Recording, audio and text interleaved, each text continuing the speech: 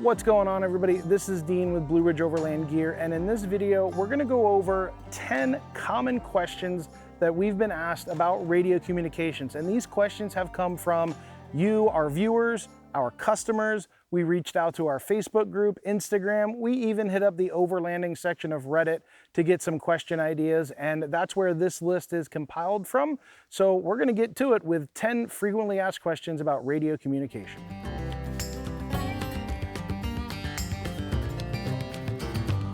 So the first question has to do with buying used radio equipment. Is it worth it to buy something like an old CB or an old ham radio? And does it even work? Does it even function? Is it still going to work with modern radios? And the simple answer is yes. Even an old radio, an old CB will work with modern CBs. An old GMRS radio will work with modern GMS radios, and old ham radios will work with new ham radios. In some cases, some of the older radios, like the old trucker radios and stuff from like the 60s and 70s, are a little bit more robust than some of the stuff you can buy today. So in some ways, it's a little bit better. Also, some of the older radios are a little more serviceable. They're a little bit bigger, they're a little bit bulkier, and if you can find the components, it's a lot easier to work on those compared to some of the newer, smaller, sleeker designs, which really aren't as easy to work on.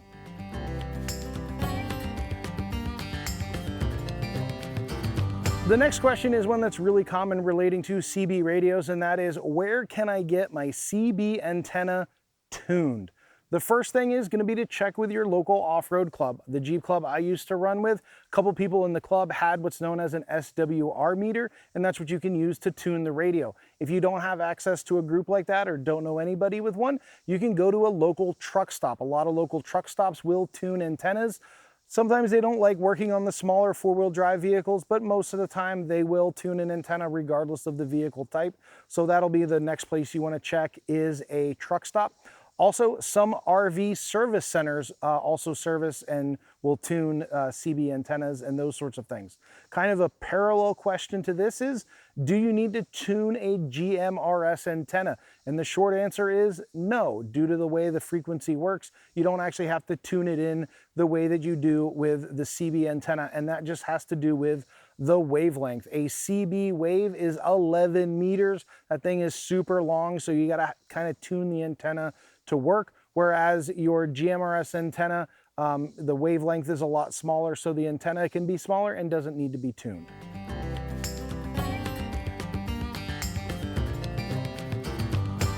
So the next question has to do with cell phone boosters. Somebody made a comment about cell phone boosters being expensive, and most of the higher end models are $500 or more.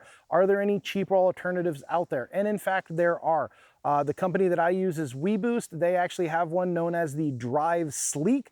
It retails for about $199. Now with that one, it kind of has a cradle that the phone docks into. It's not an area of effect the way some of the higher models are, but if you're just looking for a simple cell booster, there are some cheaper alternatives out there.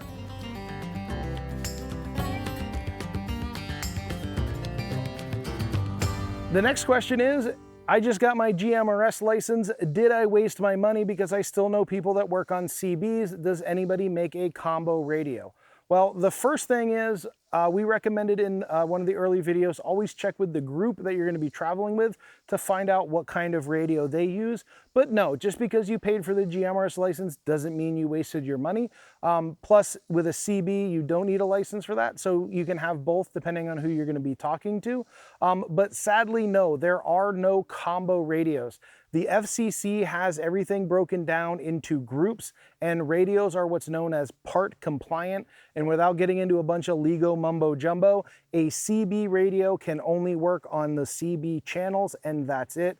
GMRS stays on those channels, and ham radio has the frequency bands that they're allotted to. And just kind of think of them as different lanes on a highway. Each radio type has its own lane, and you're really not supposed to be veering all over the place. So there is no radio that is commercially available that is FCC compliant that can talk on multiple bands like that. Kind of piggybacking off of the previous question, the next question is, why do I need a ham license to talk on those frequencies?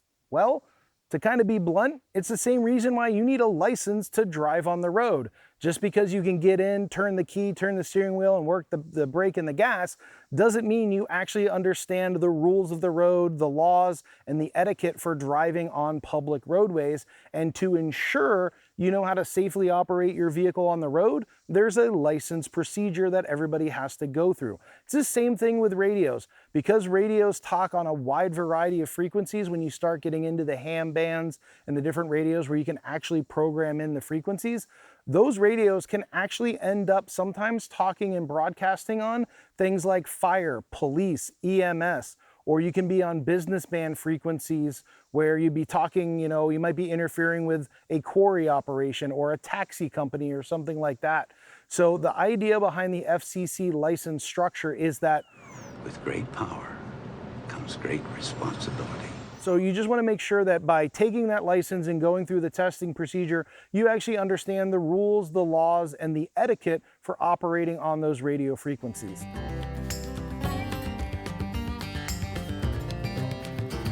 So the next question deals with handheld radios, and I'm going to tap into my little bag over here to bring out 2 example radios. So the first one is going to be a standard GMRS handheld.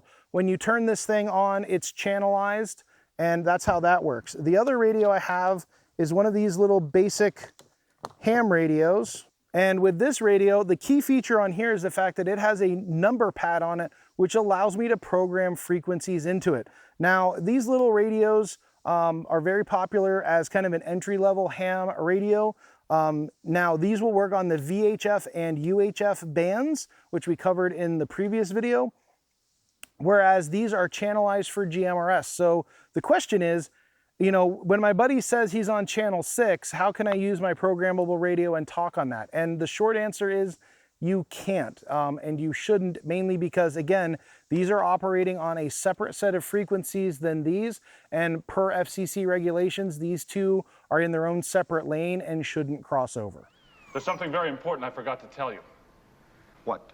Don't cross the streams. Why? It would be bad.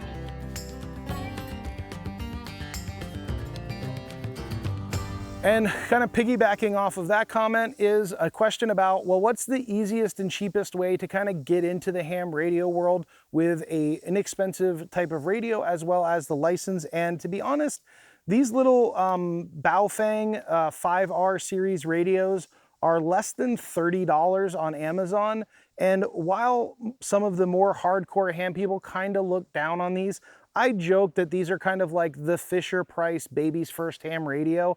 That's one of the reasons why I have them. I wasn't sure if the ham world was something I wanted to get into, but hey, for less than 30 bucks, I can get a ham radio. Plus, they have some accessories. So for instance, I have a long-range antenna. I also have a hand mic that I can use, and I have a 12-volt adapter. So I can actually use this as kind of a semi-mobile radio in my Jeep. Once I get my license, I can actually sit here and I can talk on people just like it would be a mobile radio. But at the end of the day, I can package it up, put it here in the bag, and it's not bolted onto my dash or anything like that. The other part of that question was about getting your license. So your FCC ham operators exam is usually about $15 and is usually put on by a local ham group. So basically you show up to one of their meetings the night they're doing a test, you pay your $15, you take your test, you find out if you passed, and if you passed, you can start broadcasting right away. As far as testing study guides go, the go-to thing you're going to look for is the ARRL, which is the American Radio Relay League. They have a lot of great resources out there. There's a lot of books. There's also a couple apps on your phone. So you can download a study app which uses all of the questions from the test pool, and you can sit there and do some practice tests, get some instant feedback. And there are resources where if you don't get the question right, they refer you back to the chapter that has the answers to that question to help clarify things. Also, YouTube has all kinds of good videos and stuff like that. So just again, search for ARRL or ham testing, those sorts of things, and you'll find some really great resources.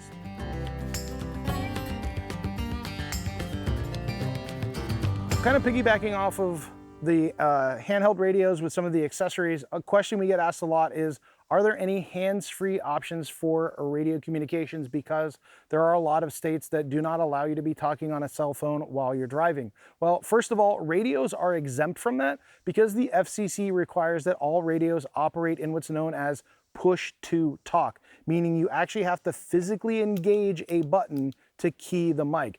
This prevents things from like open channels and people hot broadcasting when they're driving down the road or something like that. So if you are using a radio while driving, you can in fact use a hand mic and talk, and it doesn't necessarily mean you're doing anything illegal.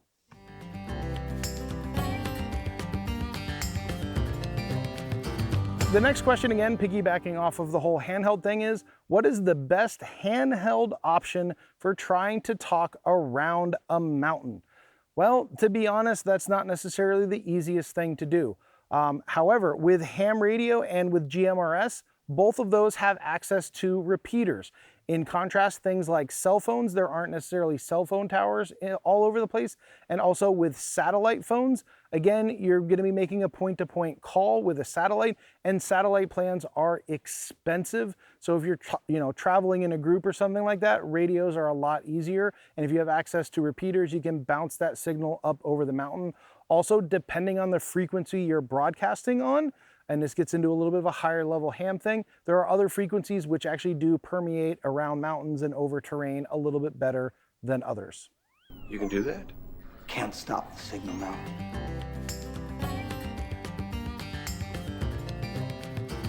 The last and final question that we get asked a lot is, are there any channels that are monitored by emergency services or the public?